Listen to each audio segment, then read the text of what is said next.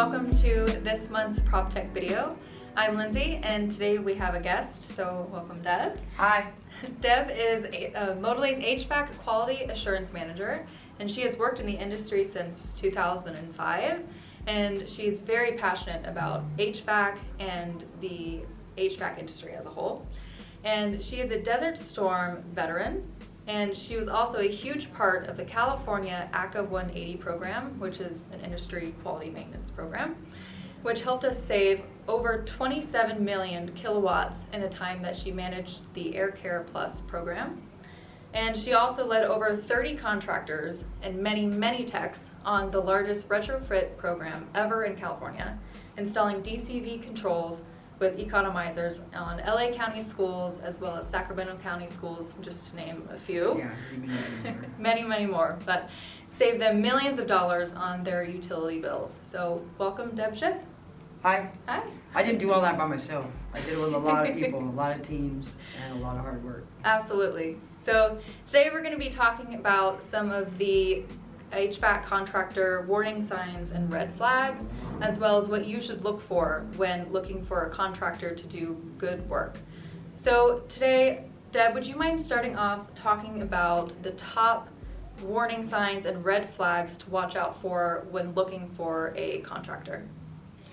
Sure. From a customer perspective, I think that one of the things that I was always taught in working for Brian Lee, and everybody was taught, was pride in who we were and how we went to the customer's house, how our uniforms looked, if we wore booties in their house, fingerprints on the wall, holding a portfolio of our jobs that we had done before,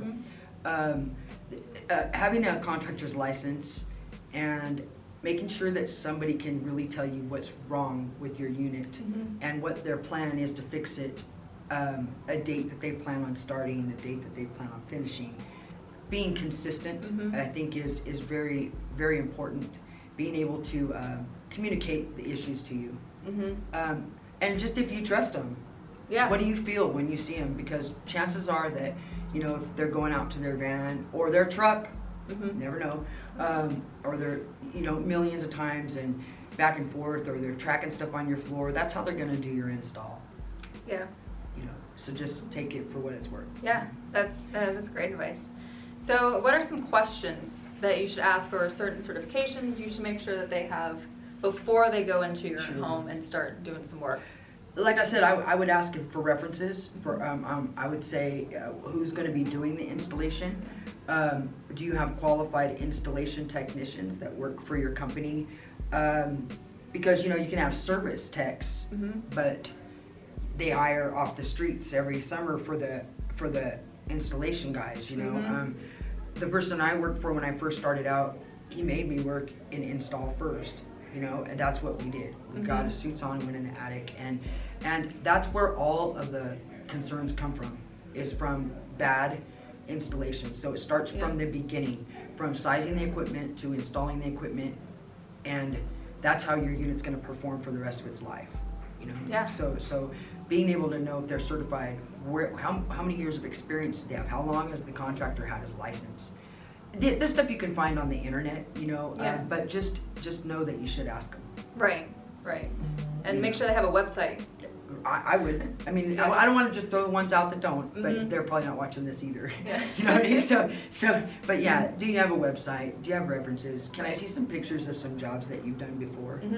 I thought that was a good one from the guys today that I recommended to that. So, you know, so look, there's always that good contractor that's bragging about everything. So if he's the braggart type of guy, and that's good, buddy. If you have things to brag about, let me see them. That's all I'm saying. Yeah. Because, you know, prove it, and then we can brag together. You know. Yeah, absolutely. Okay, so what would you say at Motili is something that we are trying to look for when we're looking for contractors?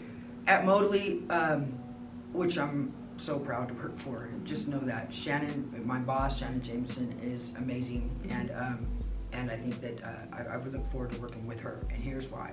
She has a lot of experience in the field. I'm working with Goodman directly, manufacturing, and then together our team, I think we harbor like hundreds of years of experience.